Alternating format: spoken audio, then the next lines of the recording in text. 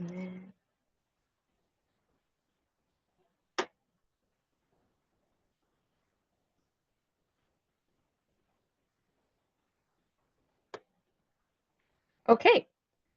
My name is Corinne Arriaga, and I am the Professional Development Officer with the Suncoast section for the Florida chapter of the American Planning Association. I'm also the Florida chapter's Equity, Diversity, and Inclusion co-chair, and we're really happy that you could join us here today to hear from Alan Mallach on his book, Smaller Cities in a Shrinking World. So before I introduce Alan, I just wanted to do a little housekeeping. I wanted to share with you that we're going to keep the videos off and the mics off. So if you have any questions throughout the presentation, please leave them in the chat feature and Alan will get to them at the end of his presentation. And so if we have more questions than we can answer in the time allotted for today, we will make sure that we answer them on the back end and send them out to the folks that registered today. If you do have the availability to update your name. So if you want to go ahead and do that, we would really appreciate it. This session does have CM credits, and I will make sure to leave that link in the chat so you will be able to get that once this is finished. A little bit about the Suncoast section. We're a section of the Florida chapter of the APA. Our goal is to provide our diverse membership with an equally diverse range of professional development, networking, and other opportunities. We cover Hernando County, Citrus County, Hillsborough County, Manatee County, Pasco, Pinellas, and Sarasota counties. We encourage you to follow us on our LinkedIn and Facebook, and you can check out our members on the board members on the website at the link. And we highly recommend that you join our book club. Our next book club session is in October, and I will also drop that in the chat below. If you haven't already registered, there is still time. Our Florida Planning Conference in 2024 is going to be held in Tampa. So Suncoast section is the hosting committee this time, and we encourage you to register. The late registration does close August 19th, so please make sure that you take the time if you haven't already done. Hey, Corinne, so just real quick, I think you might need to swap your presenter mode because we're not seeing you progress through the actual presentation. Okay, well, okay, thank you. Let me just share the slides. Can you see them now? We could see them. It just wasn't going through the actual slides and presentation mode. So now. And now you can? Yeah, I think so. We're good now. If you want to go to the next slide just so we can test it and make sure.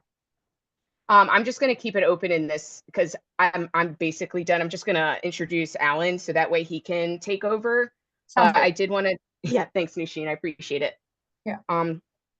So again, we're really thankful for everyone joining us here today.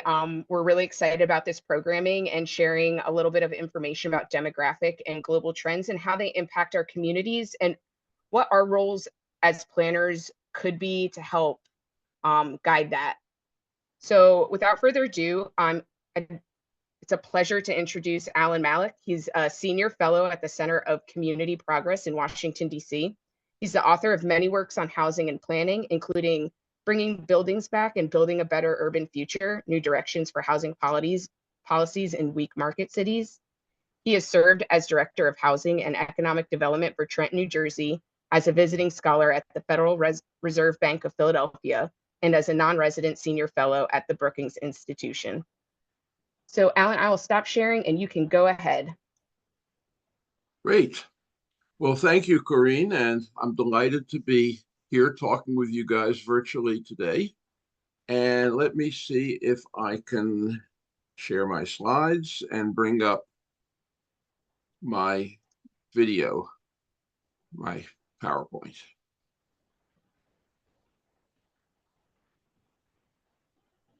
Okay, can everybody see that now? Corinne, can you see it? Yes, I can see them. Great. And I can see the slides too. Great.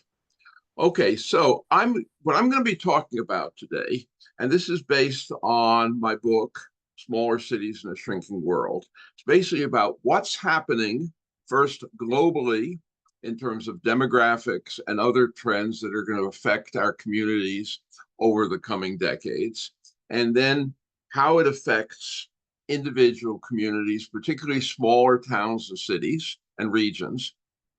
And then, given all of these impacts that I'm going to describe, I'm going to talk a little bit about how cities and regions can essentially rethink themselves in order to address the changes that are likely to be happening over the coming decades. And now, in many respects, you may not think this is terribly relevant to Florida, because Florida, of course, is an extraordinarily fast-growing state, and most of Florida's towns and cities are pretty fast-growing. But I think you'll not only find this interesting and I think important in terms of understanding the larger context, the larger global and national context, but as planners, I think it's important to understand what the future is likely to hold and to recognize, even with respect to Florida, that the future may be very different from the past or the present. So with that, onward to demographics. Okay, now, for those of you who may be old enough, you may remember or may have heard of that back in the 1969 and 1970, a man named Paul Ehrlich published a book called The Population Bomb. And basically, this was a call to arms against the growth of global population. And his basic thesis was that the global population was exploding beyond control. We would have mass starvation throughout the world within a matter of years, decades at most, and it was urgent that we take drastic action to prevent it. Well, the bomb never went off. Fact is, population was growing quite rapidly, and it was quite a shock, of course, to people who had been accustomed to population remaining basically stable as it had for many thousands of years. But its population growth started to go down. In fact, what you see on the slide is what I consider probably the most solid demographic projection of the future. So we have a population today of slightly over 8 billion people in the world. But growth has already started to slow down very dramatically. And what we're looking at is a situation where in 40 to 50 years, the entire globe is going to go into negative population growth, and the population is going to start to decline. And roughly 100 years from now, the population will be about the same as it is today, around 8 billion people. So this is a total different change from what everybody had assumed for decades, and what I think a lot of people still believe. I mean, at this point, I think there are still a lot of people who believe that population growth is essentially out of control and that we still have to do something urgent about it. So if you look at the world, it divides into, say, 4 basic categories. The first category are regions that are where the population is already declining. And that includes most of Eastern Europe, Russia, and East Asia, China, Japan, Korea, and so forth. A second group are regions that would be declining except for immigration, or will decline soon except for immigration. And that includes Western Europe, North America, Australia, and New Zealand. Third group are regions where population growth is slowing down and is going to go into decline after 2050 for the most part. And this includes most of the rest of Asia, Central Asia, South Asia, Latin America, the Caribbean. Some countries in that region are already declining. Brazil is likely to go into negative population growth within the next 15 to 20 years, India 25 to 30 years, and so forth. And then finally, one region, which is basically Africa and the Middle East, where you're likely to see continued population growth even after 2050, even though the rate of growth will gradually slow down. So by 2050, 2060, almost all of the population growth in the world will be coming from Africa and the Middle East. And this is important because we still have an impression that to the extent there is population decline, it's very much localized in the sort of high prosperity countries of Europe, East Asia, and so forth. But actually, as you can see, it's spreading throughout the world. The chart on the left shows population fertility rates, which is the best measure of population trends long term for all of the major regions of the global south. And what you can, the 2.1, by the way, where you see the green dash line, that represents replacement rate. This is a very important principle in demographics, that if you have an average level of 2.1 children per woman over her lifetime, you will have a stable population. And as you can see, all of the regions, again, except for the Arab world and sub-Saharan Africa, are either below or approaching replacement rate. And the same is true of most major countries in the world. And this is true now, this is true in the United States as well. Now, given the massive immigration over the last 2 years, my numbers here are probably a little early. But still, without immigration, the United States will go into negative population growth within the next 10 years. With immigration, obviously, it depends on how much immigration we admit, but assuming the average of the last 20, 25 years, which is about 1 million net immigration a year, we will still reach negative population growth within the next 20 to 25 years. So this is something we're looking forward to. And obviously, as these quotes from various newspaper and magazine articles indicate, we're not happy about it. Countries do not like the thought that they're going into negative population growth. Part of that is kind of ideological. It just feels bad. It sounds bad. We associate growth as a positive thing and shrinkage and decline negative. But a lot of it also has to do with some very significant practical implications of population decline. Now, first, very important one, as birth rates go down, the distribution of the population by age shifts.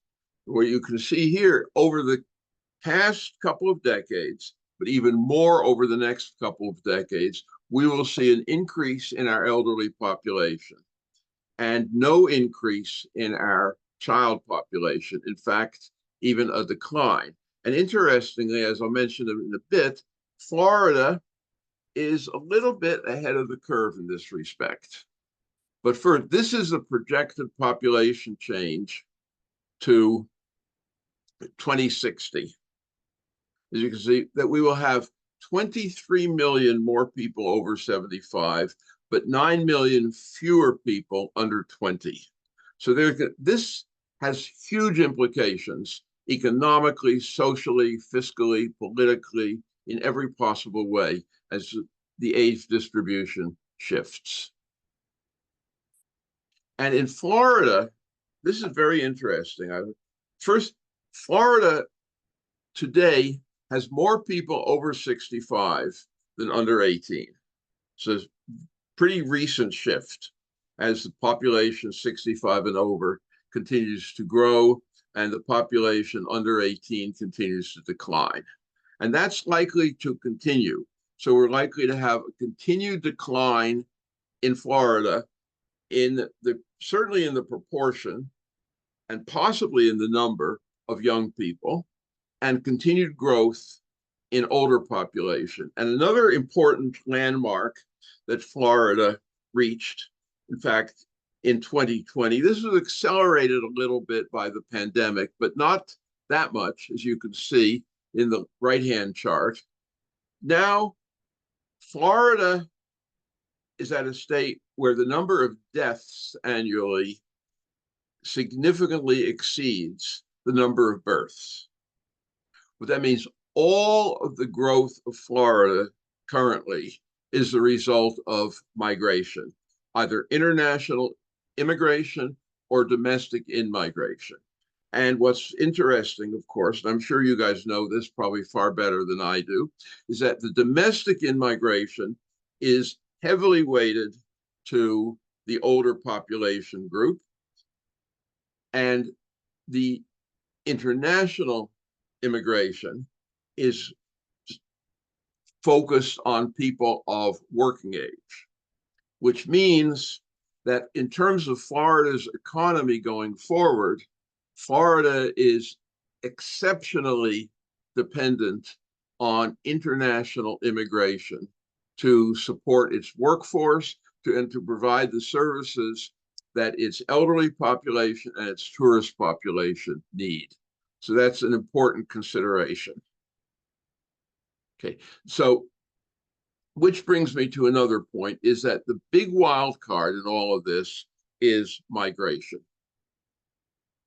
And there's some very interesting patterns with respect to migration. And if you look at, you can sort of sense this if you look at a map, this map of the United States. This, as you can see, what's happening in the United States is you have a huge area of largely population decline, which is essentially inland from the East Coast to the Rockies, with obviously key clusters of exceptions like East Texas, Tennessee, and so forth, and growth along the coasts and in the mountain area, though the numbers in the mountain areas are relatively small because those are lightly populated regions. But you have, and a lot of this has to do with migration. There's a steady migration to the coastal states and from the Midwest and the North to the South, the Southeast, and the Southwest, as well as the international immigration tends to remain disproportionately on the coasts. Now, interestingly, in Florida, there's a somewhat similar phenomenon. If you look at population change by county in the last 5 years, growth has been overwhelmingly concentrated in the central counties of the state. And if you look at the North, most of the Panhandle, Tallahassee area, so forth, is either stable or losing population. And much of the South, especially the counties inland from the coasts, are losing population or stable. And interestingly enough, now this doesn't prove a whole lot because 3 years is not a long-term trend, but it's interesting that there are at least a couple of dozen cities in Florida, mostly small ones, that actually lost population since 2020. And so despite the rapid growth of the state of Florida, the growth is very uneven. And there are counties and cities in Florida that are already losing population. Now, a key point here, and this is illustrated in Japan very well, is that as populations decline, the gap between small regions and central regions, especially mega regions and global cities, in this case, like Tokyo, becomes greater and greater as populations migrate to the center from the periphery. And so, for example, if you look at the four counties with the greatest in-migration of all, these not counties, rather, they're called prefectures in Japan. There are about 50 of them altogether. And there are only 7 that have showed net in-migration. 4 of the 7 are in the Tokyo metropolitan area. 2 of the 7 are in the rest of what's known as the Tokaido region, which includes Kyoto, Osaka, and Nagoya. And 1 is on the South Island in Fukuoka. All of the others have net out migration to the center. Japan is all very interesting from an analytical standpoint, because since it has very little international migration, either in or out, you can see all of these trends, how they operate within the country. Okay, so much for demographics and migration. So you get a sense that population growth is slowing down, shrinkage is increasingly becoming common, and migration tends to be pulling people from peripheral areas into central areas more and more, which means there'll be more shrinkage in some areas and less in others. New York, LA, Phoenix, Orlando, places like this are likely to continue to grow, but many areas will not. So this isn't the only thing that's going on in the world. A huge thing, which I think hard to imagine that any of you listening are not completely familiar with and thinking about a great deal, is climate change and all the effects, the increasing natural disasters, flooding, desertification, which is going to affect large parts of the world, as areas that are currently productive agricultural regions will, because of heat and changes in rainfall patterns, become arid regions. Sea level rise is going to affect thousands of communities all over the world, and natural disasters, as we know, are going to become greater and more frequent. So what this is likely to have is a drastic effect, not just on people's quality of life and people's survival, but also on economic productivity and GDP. And so the global map in the center is one set of projections by a team of economists on how global warming will affect the economies of the different parts of the world. Now, obviously, some places may come out ahead. Canada, for example, may find itself in a positive position vis-a-vis global warming. Russia, possibly, parts of Northern Europe. But the vast majority of countries in the world are going to be affected negatively by global warming. The United States, less than many other countries, but even so. So this is likely to affect Florida. I think one issue, which one can only speculate about, is the extent to which an increase in the number of natural disasters, rising sea levels, and so forth, could affect patterns of migration to Florida over the coming decades. One can't guess what's going to happen, but if there is a change, it's not likely to be a positive one. Second issue, big issue, is international insecurity and geopolitical uncertainty. The world is probably less organized and more conflict-ridden today than it has been for many decades. We have major wars going on in the Middle East and in Eastern Europe. We have, and the world is reorganizing into antagonistic blocks in a way that we haven't seen since the end of the Cold War. What this means for the future, again, is impossible to predict, but it's not likely to be good. Another factor is we have to remember that for the last 40 plus years, we have been totally integrated into a global economy. And we get things from all over the world. In the process, we allowed our own manufacturing capacity to decline dramatically. But the global economy is starting to unravel. The world is deglobalizing, and the United States and the Biden administration are among the leaders in deglobalization. And that is another factor that's going to have an impact on the world. So if we look at the world going forward, we see the potential for a lot of dramatic changes. Again, slower population growth, aging population, climate change, and geopolitical conflict all potentially trigger economic and environmental instability, likely to lead to reduced economic growth.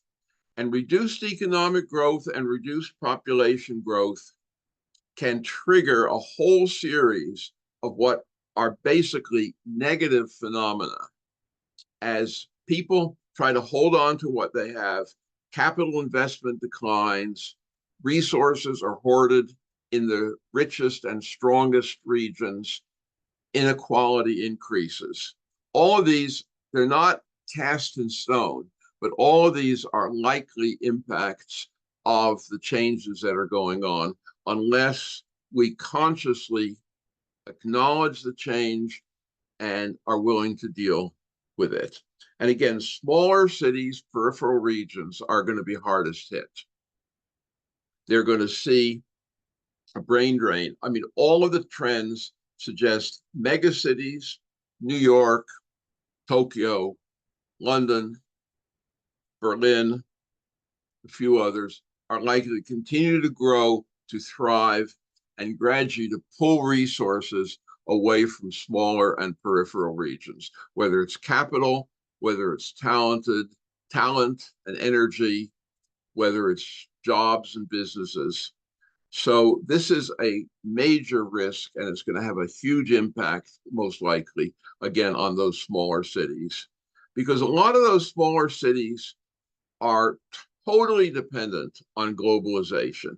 And one of my favorite examples is a small city in Illinois called Peoria, city of about 100,000 people. And it's a beautiful case study. Peoria's urban economy is entirely dependent on a cluster of Caterpillar factories, which are in turn part of a totally globalized industrial sector. If Caterpillar decides tomorrow that they can make their equipment for less in Arizona or in Mexico or wherever, they're going to move. Peoria is totally powerless in terms of influencing Caterpillar's decision-making.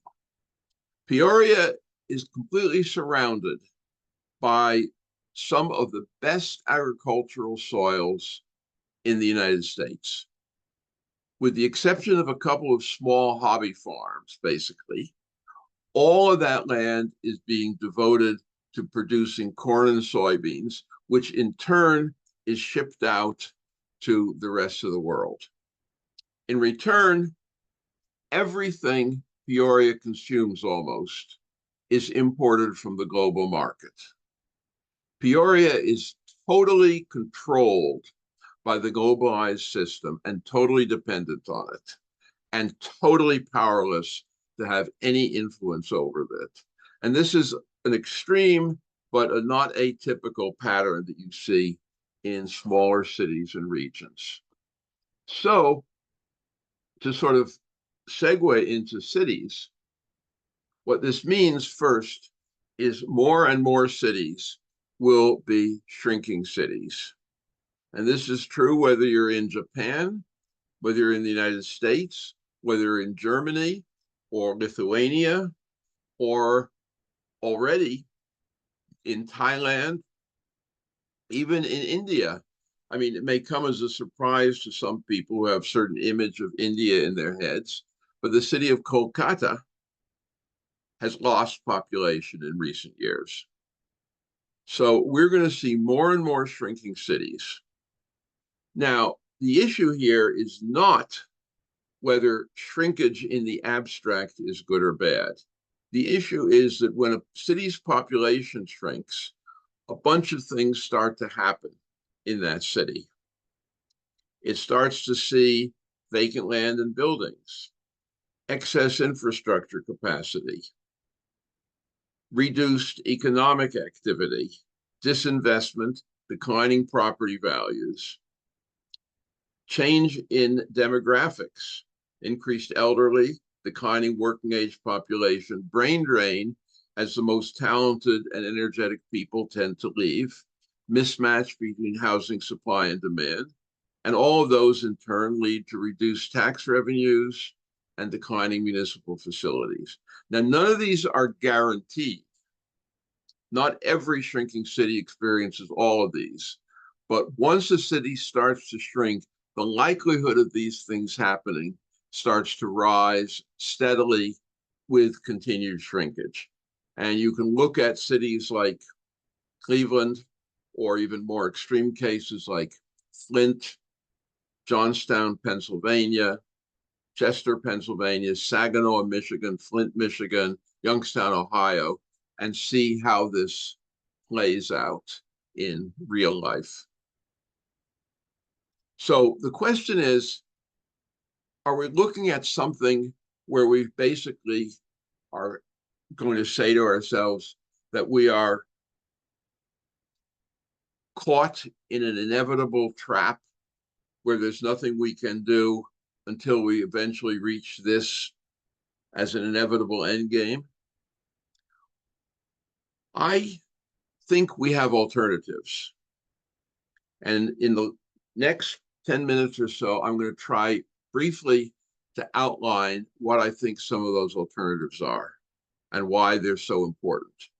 Because I think as long as we don't anticipate shrinkage or try to pretend that we can somehow regrow through sheer force of will, as long as we don't anticipate shrinkage and don't start planning for a very different world, and remember and remain trapped in the globalization trap, we are likely to be moving towards this end game.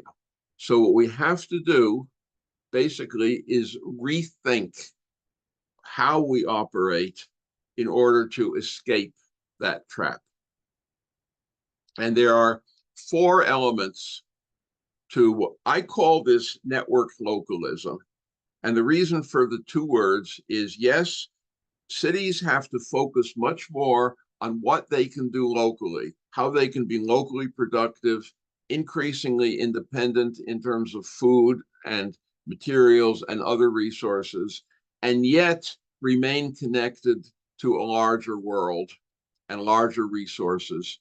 And what I believe is that today's technology makes this combination of localism and network connection to the larger world realistic and doable.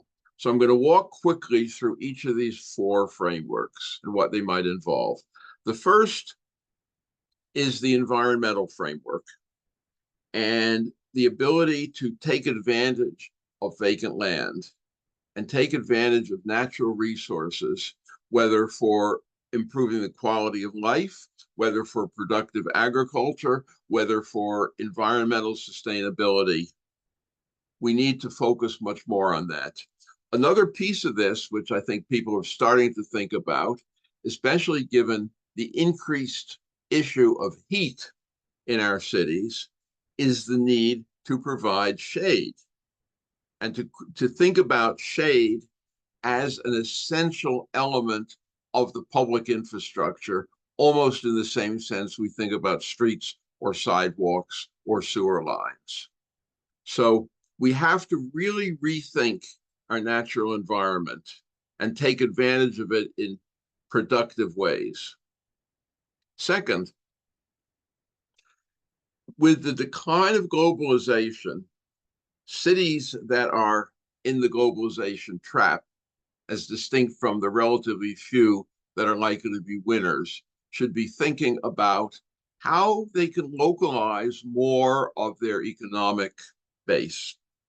And one thing here is many of you may be familiar with this, but the possibilities of relocalizing manufacturing and creating small-scale manufacturing with what are known as CNC machines, computer numeric controlled machines, 3D printing, and so forth, are enormous.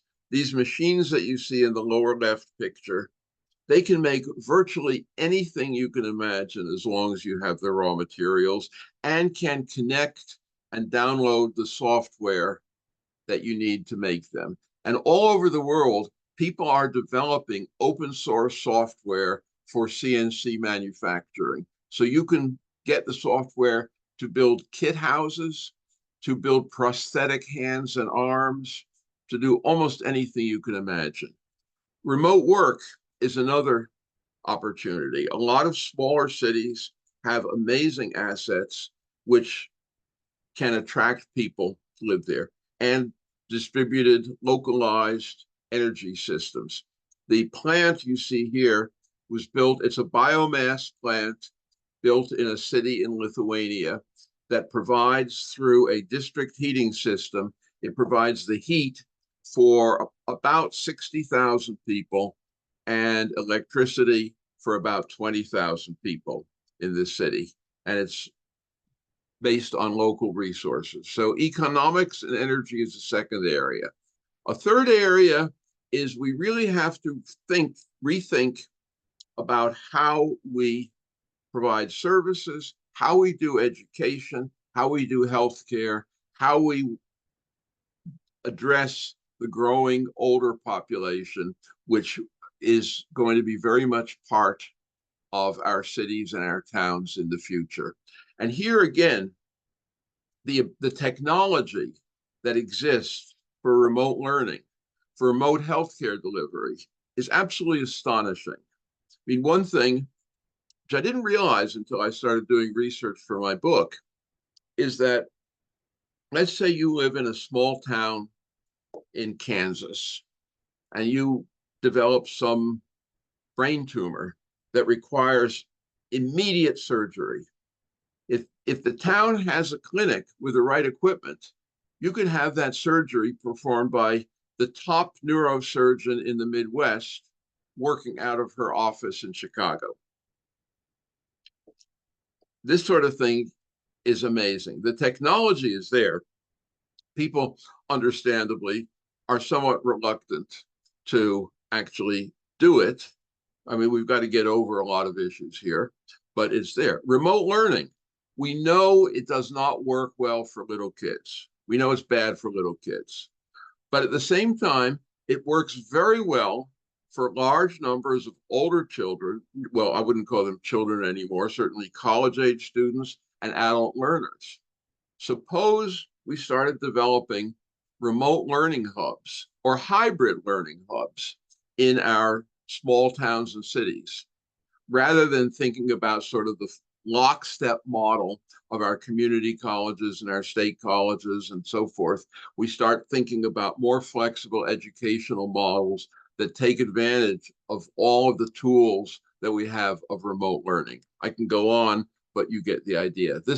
Finally, none of this change that I'm talking about is likely to be possible unless we also strengthen the social fabric of our cities, engage our citizens in the process of governance and the process of change.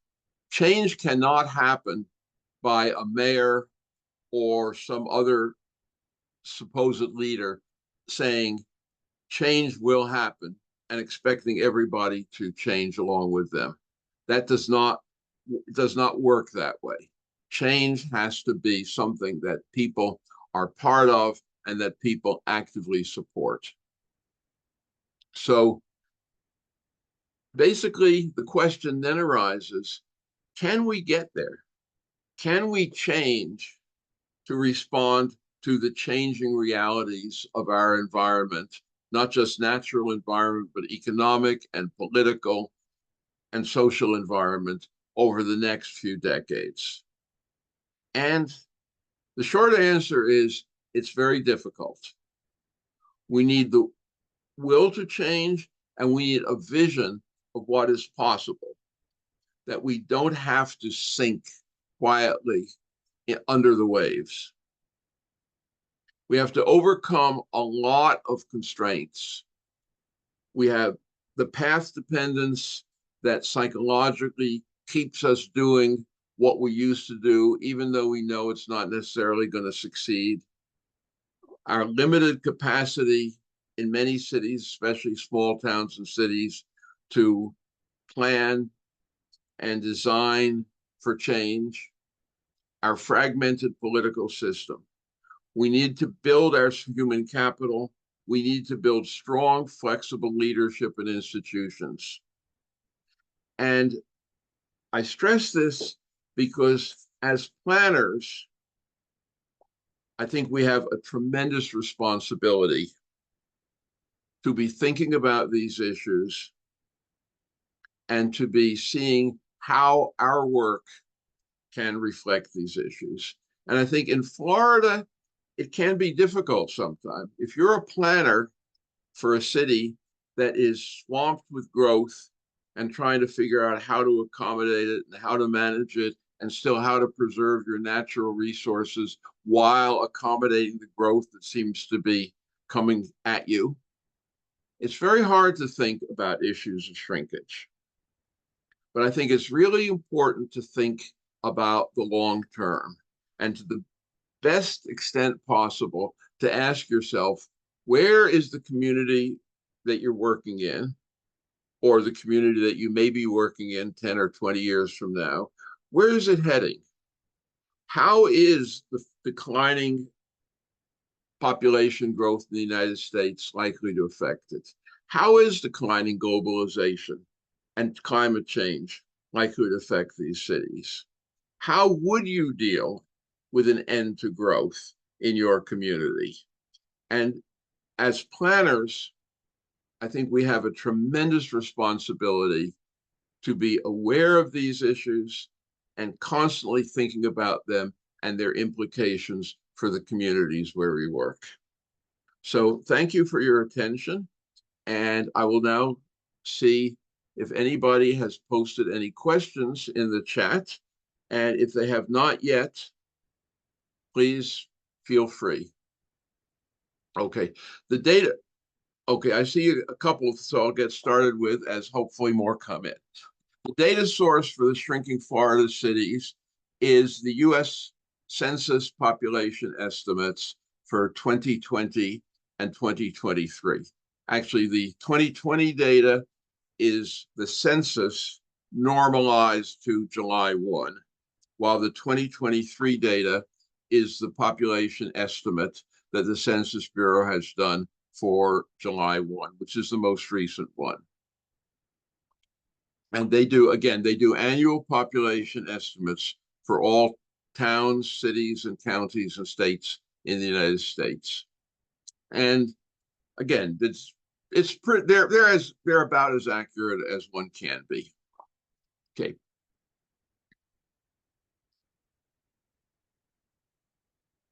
Now, it's interesting that obviously migration is complicated. The factors that lead people to move in some place, out of another place, and so forth are very complicated. So when we look at how the overall shrinkage and the overall migration to the centers from the periphery interacts with issues such as cost, coastal vulnerability, and so forth. It's complicated. And what's interesting in the Miami area is that the city of Miami is gaining population. The city has become something of a magnet. Many of the smaller cities around the periphery of the city of Miami, including Miami Beach, are losing population. So there seems to be a pattern. I have not analyzed it in detail, and I don't want to go into much more about this because my ignorance would start to show. But there seems to be a concentration of the population in Miami proper relative to some of the smaller cities like Hialeah, Miami Gardens, or Miami Beach. But again, I haven't studied it in detail. There are other factors. I mean, certainly the high cost of housing in cities like New York or San Francisco does have or will have at some point an impact on migration. People want to move to those places because of job growth, as well as the high amenity level and opportunity level and so forth. But obviously, if you can't afford to live there, you have a problem. But exactly how, now one thing that's interesting, again, on this point, is that during the pandemic, and I think since, there was a definite migration out of New York City by some people to areas that were outside the city and far enough outside so they were, relatively speaking, affordable, but still close enough so that you could access the city on a part-time basis if you needed to, which reflects the growth of hybrid work. So for those of you who know the New York area, places like Kingston, New York, or Oneonta, or Bethlehem, Pennsylvania, all of which are close enough so if you need to get into New York for a day or two a week, it's not that big a deal. But are too far for regular daily commuting, all saw population growth and price growth as well. Okay, the next one is from Texas. I think everybody, Corinne, can everybody see the questions or should I read them? No, everyone has access to the chat, so they should be able to see the questions as well. Okay, good. So any idea on moving their view in a state which is dominated by oil and gas interests? I think that's really way out of my pay grade. I think clearly you have to build, the only way you can move state government is by building coalitions. And you have to try to find as diverse a set of coalitions as you can. What's interesting about Texas politics generally, as witnessed by the notorious Death Star bill that the state legislature passed a year or two ago, is the extent to which, despite the fact that the cities like Houston, Austin, San Antonio are the economic drivers of growth in Texas, they are still the ugly stepchildren of the state legislature and the state government, and are treated basically as if their opinions don't matter in the least. And how to get beyond that is, I think, a critical issue for Texas, but I'm not entirely sure how.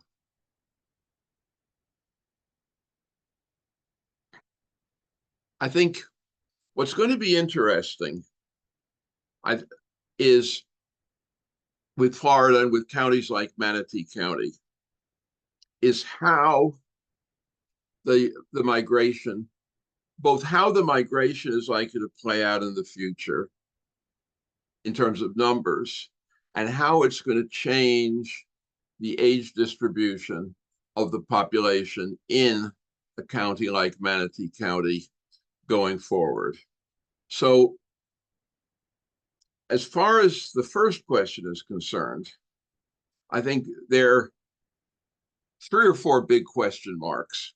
The first one, of course, is what happens to the United States population generally? Clearly, if we have low immigration policies going forward and the continued trend in terms of the natural birth and death rates and so forth, the United States population is going to go down, or at least certainly population growth will slow and eventually it will go down. As it goes down, that means there are fewer people available to migrate to Florida. On the other hand, that's counteracted by the fact that even though the population will be going down, the elderly population will continue to rise for some time because of the demographic shift that takes place. So the answer is you could continue to see in-migration to Florida over the coming decades, but it's likely to be even more skewed towards the older population than it has been over the past couple of decades. Now, that in turn means that the local population distribution is going to shift, and the percentage of elderly population is going to increase steadily. As I say, in a couple of decades, Florida's demographics are going to look very much like Japan's, where almost a third of the population is 65 and over, which means an increasing demand for services, increasing demand for healthcare, potentially decreasing consumption, because older people tend to buy less stuff than people in their middle years. And so the other wild card, though, is whether climate change, and I'm thinking of particularly of the natural disasters, though sea level rise is another issue, especially in South Florida, whether climate change is likely to affect the level of migration into Florida, whether depending on the number and intensity of hurricanes that hit Florida over the next 5 years, so forth, people may start saying, you know, I'd rather go to North Carolina. They don't have that many hurricanes there, or whatever. So there are a lot of questions, but if I were a county looking at continued migration, like Manatee County, I would be thinking long and hard about how to provide services for the elderly and how to integrate them into the local economy. 2 other points I'll mention. One, of course, and I think I mentioned this briefly, but I'll reiterate it because I think it's incredibly important, is Florida in the future is going to be extraordinarily dependent on international immigration in order to provide the workforce that it needs to deal with the older population and the tourist population. So that's a big issue. Second issue is, and I think Japan is actually a excellent role model for some of the thinking that local governments in the United States should be doing in terms of the network of services and activities for the elderly that are being developed. And one thing, and this I think is amazing and really important, in Japan, they're not only thinking about services for the elderly, but they're thinking a great deal about how to ensure that older people remain engaged in the community and the local economy. And they've developed all kinds of programs, including a network of what they call silver centers, which give older people, access to a wide range of job opportunities, which can either be short-term, part-time, gig, and so forth, ways to stay active and involved in the community. So I think even though there's a tendency to segregate older people sometimes in assisted living communities and gated communities and the villages and so forth, I think it's really important to be thinking about how to integrate that population into the larger population. Do I think the population, I'm going to jump around a little bit. Do you think the population growth of areas like Phoenix, Southern California will ever be reversed? I think Phoenix and Southern California are very different. If we're talking about coastal Southern California as distinct from Death Valley. Phoenix is a really interesting case. I look at that and I just say, what is going on here? Here is a region, it's one of the hottest regions in the world. You typically already have significant stretches of time where the temperature is 110 degrees or more. That is hot. And you can tell me, don't worry, it's dry heat, all you want. It's hot. And it's going to get hotter. And water is a huge issue. And people are talking in Phoenix. There are actually serious proposals to work with Mexico to build a massive desalination plant on the Sea of Cortez and pump it 300 miles over the mountains to the Phoenix area. Now, I'm not sure this will ever happen, but the fact that it's being seriously discussed is, I think, significant. So there are huge issues here. Meanwhile, the population continues to grow.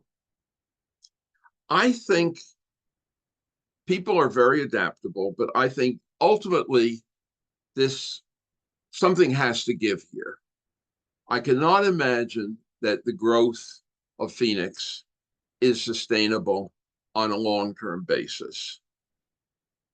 But as long as you can live in an air-conditioned house, drive an air-conditioned car, which you put in your air-conditioned garage, and go from your air-conditioned garage to the air-conditioned garage of the air-conditioned office building or shopping center where you work, you don't have to worry that much about heat. And I think a lot of people are going to basically already in Phoenix and places like that. That is their lifestyle to the greatest extent they can arrange it. And the question, of course, what happens to the people who can't afford to live that kind of lifestyle? And that raises all other series of issues. But sad to say, cities and regions in the United States seem uncomfortably comfortable with extraordinary levels of inequality and inequity. So that's a separate issue. But so the short answer to the question is, eventually, I think the growth trend will slow down and perhaps reverse. But I don't think it's going to happen that fast because I think people are going to resist it as long as they can. And what's more, I do not envision massive numbers of people fleeing Phoenix and coming back to places like Detroit or Cleveland or Duluth with their tails between their legs.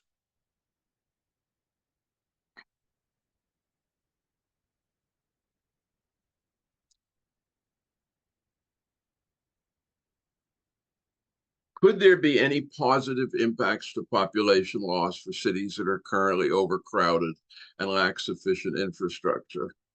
The answer is, in theory, absolutely. In practice, most of the cities that are shrinking are not overcrowded. And now, if we're talking about the global South as a different issue to some extent, but in the United States and in most of Europe and East Asia, for example, the cities tend not to be overcrowded. We don't have very many overcrowded cities in the United States. If anything, I don't know of any city that I would characterize as being truly overcrowded, certainly by global South standards that exist in the United States. And by and large, we tend to have sufficient infrastructure, although in many cases, it's antiquated and poorly maintained and in need of upgrading or replacement. So there are, in the long term, if we can manage population decline the way I'm talking about, and see that vacant land and excess infrastructure are managed, and that we use the vacant land productively, there can definitely be positive impacts. But if we just sort of follow the path of least resistance, there are very few positive impacts associated with shrinkage. And the fact that housing is less expensive is not necessarily is a positive impact for some people, but at the same time, it means that people are losing their wealth and people have no basis for capital investment in the city's housing stock. And it brings as many problems as it brings advantages. So the only way you're going to get positive impacts to shrinkage in cities is if you plan for them, analyze the situation, and develop strategies to do that. They are not going to happen by themselves. Okay. What are the implications of the massive deportations proposed by Trump? Even assuming it's possible. I mean, if you think about it, I mean, I think, in fact, the question says perhaps 10 million total. I've even seen the number of 15 million thrown around.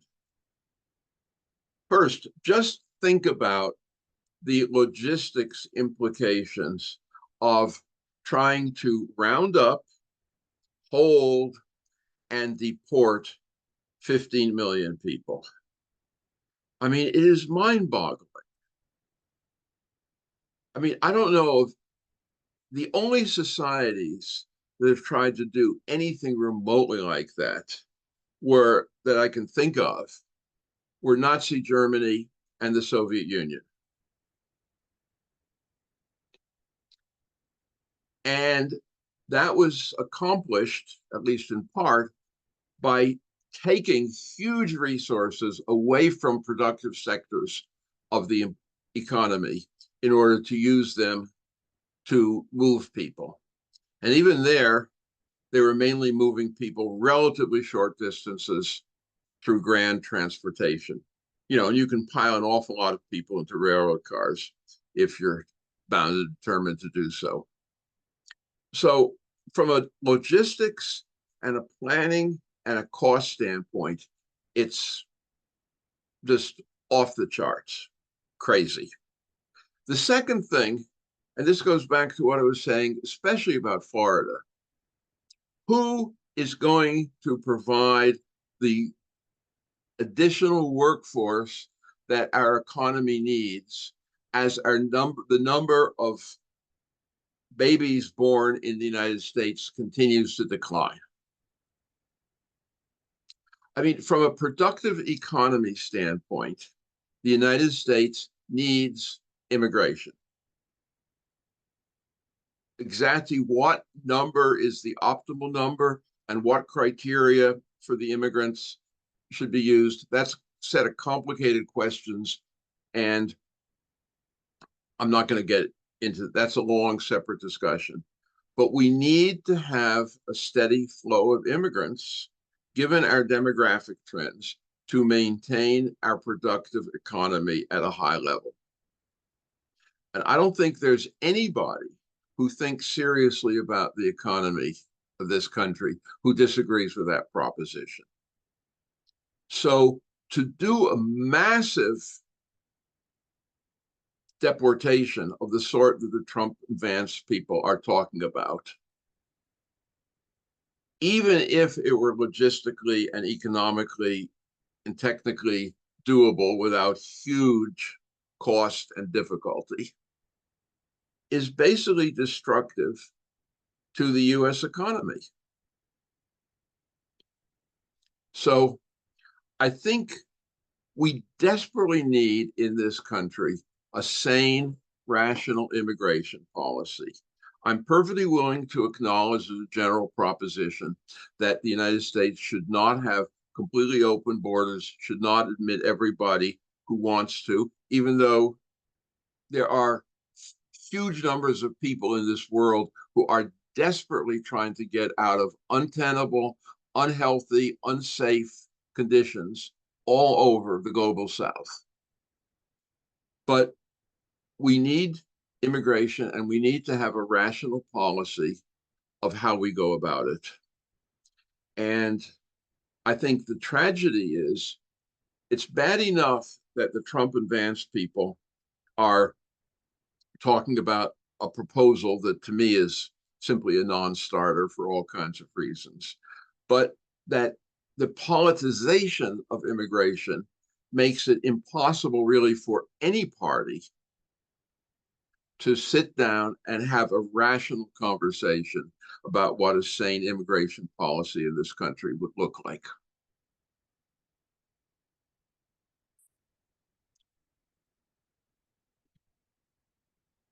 I think the increase in insurance premiums in places like Florida and Louisiana, because of the increased risk of natural disasters, not just Florida and Louisiana, but those are two that sort of come to mind, is a huge issue. And this is obviously going to affect whether people want to move to these places, or once they're in these places, necessarily want to stay. I mean, if somebody is hit with huge and unmanageable insurance costs, or at some point, perhaps the simple inability to get insurance, this is going to affect their decision about whether to move to that area or whether to stay in that area. So I think this is, when I talk about the impact of the increased natural disasters on the likely future course of population in Florida, issues like insurance are going to be very significant factors, I think, for people's decisions. And I think what we've seen so far may just be the beginning of the trend. And at some point, of course, there's going to be huge pressure on the state government and on the federal government and so forth to come up with a way to solve this problem. And I don't know if that should necessarily be a priority for the federal government. I mean, we're seeing the flood insurance program, has really gotten out of hand. So I think this is a big issue, and I think it's going to become a bigger one. Why is the federal government pouring money into Arizona for chip factories? I'm guessing first that it was that the chip manufacturers are the ones who pretty much proposed the locations of the facilities. I mean, the federal government is pouring money into chip factories for the reason that the federal government has decided that it's in the national interest, that it's heavily in the national interest to build a stronger, larger domestic chip production and various related fields. So that's the federal government's basic agenda. And it makes sense. I'm not 100% convinced, but it does make sense.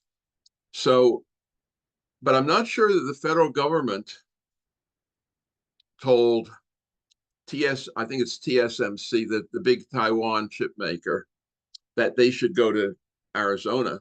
I suspect that they thought that Arizona would be an appropriate location, and the federal government said, okay. Now, the fact is, now the Phoenix area has access to a large and relatively well-educated workforce,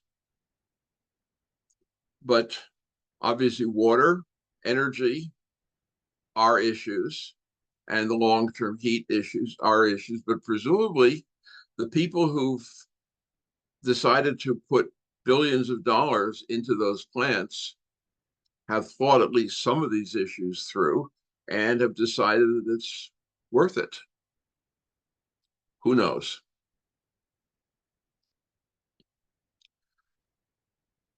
family planning, yeah, okay. This is an interesting question. You talked at family planning, definitely a tool to influence population. Now, the interesting thing, though, family planning is a tool that people use when they want to reduce the number, when the people affected want to reduce the number of births. So in other words, now obviously you can make family planning compulsory. You can force people to be sterilized. You can create one-child policies. You can do a lot of things that are coercive. But from a voluntary standpoint, the evidence suggests very strongly that it's not the family planning as such that affects population change so much as it is the other factors that are going on that lead to people wanting to take advantage of the opportunity to use family planning. Let me explain that because I think it's important.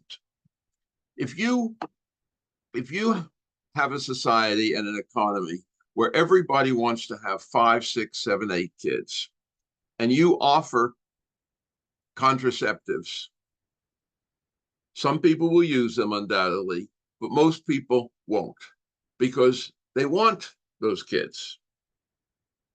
If you have a society where people want fewer kids and you offer the contraceptives, they will take advantage of them. So the real issue is, what are the factors in the society that distinguish between whether people want a lot of kids or want fewer kids? And people who've researched this have tended to focus most heavily on 3 factors, aside from access to contraceptives. One is urbanization, and it's quite noticeable that children can be an asset to a rural family. You can always send them out to milk the cows or feed the chickens. Children are a net cost to an urban family. So also urbanization means that there are lots of other things to do. There are lots of alternatives, lots of choices, and so forth. Second is prosperity, material goods, the ability to do things, buy things, travel, do all that kind of thing that comes with prosperity. Third is women's access to education and job opportunities. And that conceivably may be the most powerful of them all. So when you have a society that is becoming more prosperous, more urban, and offers more opportunities for women to take advantage of job and education opportunities in the society, the trend is to take advantage of birth control, and the number of babies goes down. Now, clearly, there are other factors. So, for example, if you look at why is the birth rate, although it's below replacement rate, in Sweden 1.8 compared to the birth rate in Korea, which is 0.7. It's a huge, huge disparity. Both of them are low in historic terms, but one is far lower than the other. That's when you have to start looking at the secondary factors that influence how far down the birth rate goes. And that's where you look at things like, for example, the size of housing, the access to things like affordable childcare, and also the culture. I think, and this is this is very speculative, but if you look at, for example, in most of East Asia, if a woman has a child outside of a marriage, that is very strongly frowned upon by the society. She is very much stigmatized. In Northern Europe, for example, not. It's a very normal thing. It's not stigmatized at all. So things like that all affect how low the birth rate goes. But it's the big three: urbanization, prosperity, and opportunity for women that tend to drive the birth rate below the replacement rate to begin with. And family planning, as long as we're talking voluntary family planning, essentially works as an adjunct to these other factors. So now, obviously, where countries have used coercive methods, that's a very different matter. Though I'll say one last point about that. And there's a graph in my book that shows this. I should have put it in the slideshow, but I didn't think to. If you look at how the fertility rate has changed in China over the past, say, 60 plus years, where they had, you look at when they instituted the one-child policy and when they ended it, and you compare that with the graph of, say, what was going on at the same time in Taiwan and South Korea, what is amazing is the numbers look extraordinarily similar. And you also realize that in terms of the drop from the very high birth rates of the 50s and 60s to the lower birth rates, 80% of the decline in China already took place before the one-child policy was instituted. So the amazing thing about China, if you go back and look at it, I would say there's probably an 80-90% likelihood that if China had never instituted a one-child policy, its demographic trajectory would be basically the same as what it has been with the one-child policy. So even coercive measures may not have that much of an effect on the trends that are driven by the other factors in the society. So that's just, worth pointing out. There was something. So Alan, it looks like Yes. we have one more question. If you want to go ahead and tackle that, and then we can, once you're finished, we can, thank everybody and close out. Okay, I thought there was one. Let's see, there's energy, and let me just make sure I've got energy. Yeah, the energy. Yeah. Okay, I think this is going to be a big issue. Now, I think the United States is in an unusual position with respect to energy because we still have a lot of fossil fuel reserves, mostly in the form of natural gas. There are other parts of the world, frankly, I don't think declining fossil fuel reserves, at least in the next, say, 20 years or so, are going to be a major issue. I think there's still an awful lot of fossil fuels out there. I'm not saying this in a way that says, wow, there are an awful lot of fossil fuels out there. But the fact is, the extent of reserves is still being mapped in large parts of the world. And it's amazing how much there is. So I think the fossil fuels are there, but the issue is, how do we deal with the impact of fossil fuels on climate change? So there are two separate issues. And I think in a way, the whole sort of deglobalization can create a tremendous opportunity, I think, for regions to start looking at how they can better meet more of their energy needs through renewable energy sources. I mean, the city of Burlington, Vermont, for example, meets all of its energy needs through renewable means, half of which are local: water, solar, etc., wind, and so forth. So I think we have to separate the two issues. We should be looking at more renewable energy resources, and we should also be looking at more localizable energy resources. And as far as the fossil fuel reserves are concerned, from a climate change standpoint, the best thing would be if most of them stay in the ground. Whether that's going to happen or not, I have no idea. So thank you all. And please, read my book, think about these issues, and play an important role as planners in helping your communities think about them as well. Thank you so much, Alan. We really appreciate you coming here today and sharing your presentation and really just talking with us. I think on your last slide, there was a discount code for your book. Yes, it's webinar? Let me pull that back up very quickly. And I will. So for folks who have not bought his book yet, there is a discount code that you can use. It will give you 30% off. The code is webinar in all caps. So please use that at your own discretion. And again, we wanted to thank everyone here today for joining us. We really appreciate you taking the time and participating. It really wouldn't have been possible without you.